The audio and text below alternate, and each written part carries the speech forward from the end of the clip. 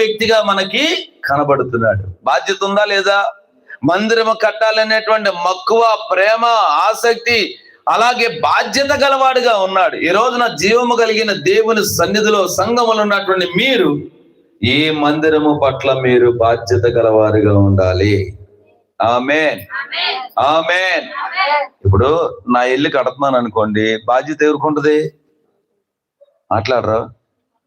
నాకే ఉంటుంది బాధ్యత. వేరేవాడికి ఏం పని? నా ఇల్లు కాబట్టి.